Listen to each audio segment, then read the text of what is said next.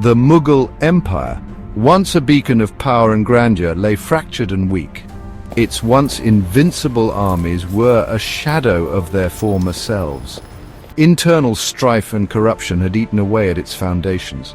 The peacock throne, a symbol of imperial might, seemed to tremble under the weight of its own decay. From the ashes of this decline rose ambitious regional powers, each vying for control. Into this volatile mix stepped a new player, one that would forever alter the destiny of India, the East India Company. The company, initially traders seeking spices and textiles, sensed an opportunity. They saw the Mughal Empire's weakness not as a deterrent but as an invitation. Their ambitions grew beyond mere commerce. They craved power, land, and the vast riches of the subcontinent. With ruthless efficiency, they began to exploit the divisions within India, playing one ruler against another. This era of turmoil set the stage for two pivotal battles that would change the course of Indian history, Plassey and Buxar. These confrontations were not mere clashes of armies. They were clashes of civilizations, of ambition against tradition, of a rising power against a fading empire. The echoes of these battles would reverberate through the centuries, shaping the destiny of millions. The East India Company, with its vast resources and cunning strategies, began to assert itself. They were no longer content with trading posts and factories. Their ambitions soared, encompassing the very heart of India. They saw the potential for unimaginable wealth and power in this land. To achieve their goals, they needed to manipulate the existing power structures, to find willing puppets amongst the Indian rulers.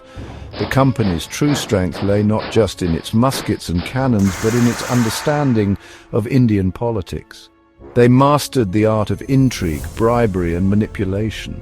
They understood the simmering resentments and ambitions that festered within the crumbling Mughal edifice. They exploited these divisions with ruthless precision. Their agents fanned out across the land, whispering promises in the ears of disgruntled Nawabs and disgruntled princes. They offered gold, support, and the allure of power, always careful to mask their true intentions. Their goal was not to conquer India outright, but to control it from within, to establish a puppet regime that would serve their interests. And in the ambitious Nawab of Bengal, Mir Jafar, they found the perfect pawn for their game of conquest. Robert Clive, a young and ambitious clerk, arrived in India with dreams of glory and fortune. He quickly rose through the ranks of the East India Company, displaying a keen intellect and a ruthless pragmatism that would become his hallmarks. Clive understood that direct confrontation with the declining but still formidable Mughal forces was not the answer. He saw the power of intrigue, of exploiting the enemy's weaknesses from within. Clive set his sights on Bengal, a region renowned for its wealth and fertility. He identified Mir Jafar, the commander-in-chief of the Bengali army, as a man consumed by ambition, a man willing to betray his own kin for a taste of power. Clive approached Mir Jafar with a proposition to support the company in overthrowing the current Nawab Siraj-ud-Dowlah, and in return Mir Jafar would be installed as the new Nawab of Bengal. It was a treacherous plan, one that preyed upon the darkest desires of a man hungry for power. Mir Jafar, blinded by the promises of Clive and the allure of the Bengal throne, agreed to the conspiracy. He would become the instrument of his own people's downfall, a puppet ruler dancing to the tune of the East India Company. The stage was set for a battle that would be won, not on the battlefield, but in the shadows, a battle that would mark the beginning of the company's dominion over India. The Battle of Plassey, fought on a sweltering June day in 1757, would seal the fate of Bengal and pave the way for British dominance in India. The forces of Siraj-ud-Dowlah, the Nawab of Bengal, vastly outnumbered those of the East India Company, but Clive had an ace up his sleeve: betrayal. As the battle commenced, Mir Jafar, true to his treacherous pact, held back his troops, watching impassively as the Nawab's forces were decimated. The battle itself was short and surprisingly one-sided. The company's superior firepower, combined with Mir Jafar's betrayal, shattered the Nawab's army. Siraj-ud-Dawla, betrayed by his own commander, fled the battlefield only to be captured and executed. His demise marked the end of an era, the true beginning of the company's ascent to power. Plassey was a testament to the effectiveness of Clive's cunning. He understood that brute force alone would not be enough to subjugate a land as vast and diverse as India. He realized the importance of manipulation, of playing upon existing rivalries and ambitions. The victory at Plassey was not just a military triumph, it was a masterclass in political maneuvering, a blueprint for the company's future conquests.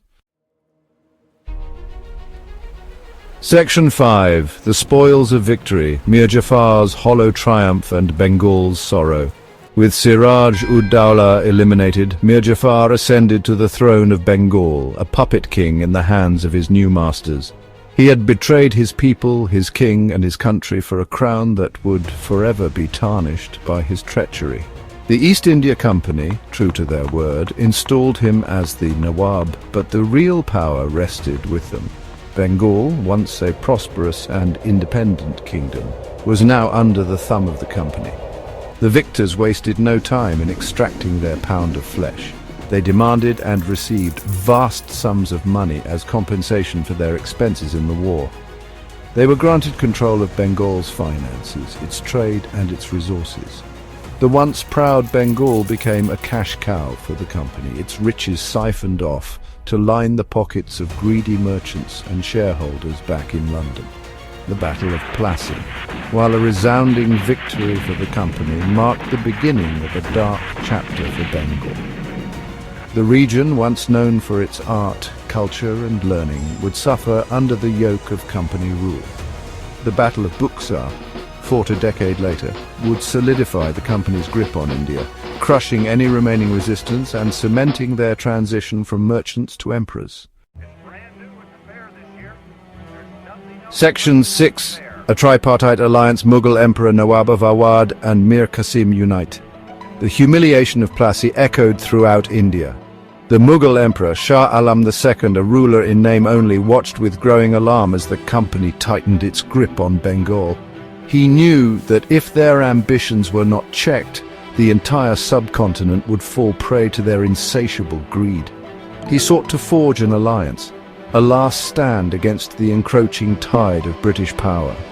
The Nawab of Awadh, Shuja-ud-Dawla and Mir Qasim, the disgruntled son-in-law of Mir Jafar who had been deposed by the company, joined the emperor in this alliance. Together they represented a formidable force, a last bastion of resistance against the company's growing might.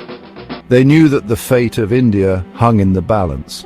The stage was set for another confrontation, a battle that would determine the fate of India.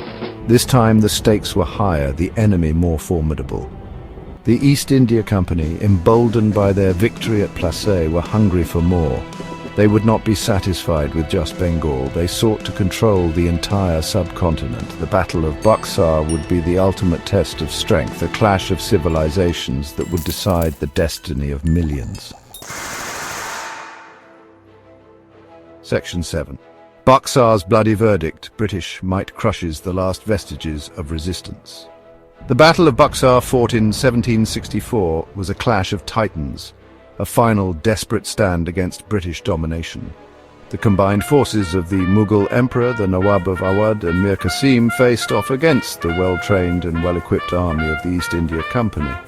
The air crackled with tension as the two armies prepared for the inevitable confrontation. Despite their numerical superiority, the Allied forces were no match for the company's military prowess. The company's soldiers, led by the brilliant but ruthless Hector Munro, fought with discipline and ferocity. The Allied forces, hampered by internal divisions and lack of coordination, crumbled under the relentless British onslaught. The Battle of Buxar was a decisive victory for the East India Company, a crushing blow to the last vestiges of organized resistance against their rule. The Mughal Emperor, Shah Alam II, was taken prisoner, his authority shattered. The Nawab of Awadh, defeated and humiliated, was forced to accept the company's terms. Mir Qasim, his hopes of reclaiming power dashed, fled into exile. The victory at Buxar marked a turning point in Indian history. The company, no longer a mere trading company, had become the undisputed masters of North India. Section 8. The company's grip tightens, Diwani rights and the dawn of domination. The Treaty of Allahabad, signed in 1765, formalized the East India Company's dominance over North India. The company, through its military victories at Plassey and Buxar, had effectively crippled the Mughal Empire and established itself as the paramount power in the region. The treaty granted them the Diwani rights, the right to collect taxes from the vast and wealthy provinces of Bengal, Bihar and Orissa. This was a turning point. The East India Company, once a humble trading company, now controlled the very lifeblood of the Mughal Empire, its finances. The wealth of these provinces flowed directly into the company's coffers, enriching its shareholders and funding its ever-expanding ambitions. The Diwani rights marked the company's transition from merchants to rulers, their transformation from a corporate entity to a de facto imperial power. The Mughal emperor, reduced to a figurehead, became a pensioner of the company, forced to reside in their territory and grant them legitimacy in the eyes of the Indian population. The Nawab of Awadh, stripped of his power and independence, became a vassal state, forced to toe the company's line. The once mighty Mughal Empire, now a shadow of its former self, had effectively ceased to exist as a political force. Section 9. A legacy of exploitation. The long shadow of Plassey and Buxar. The battles of Plassey and Buxar, while seemingly distant events, cast a long shadow over India. They marked the beginning of British colonial rule, a period of profound economic, political and social transformation for the subcontinent. The East India Company, driven by greed and ambition, exploited India's resources, its people and its land for their own gain. The company's rule was marked by widespread corruption, exploitation and a systematic dismantling of India's traditional industries. The once thriving textile industry of Bengal, for example, was decimated by the company's policies, its skilled artisans reduced to poverty. The wealth extracted from India fueled the Industrial Revolution in Britain, while India itself was left impoverished and drained. The legacy of Plassey and Buxar is a complex one. These battles were a testament to the company's ruthlessness and ambition, their mastery of intrigue and military strategy. But they were also a story of betrayal, of Indian rulers willing to sell their own people for personal gain. These battles serve as a stark reminder of the human cost of colonialism, of the enduring impact of exploitation and greed. The echoes of Plassey and Buxar continue to resonate in India today, a reminder of a pivotal period in its history, a period that shaped its destiny for centuries to come.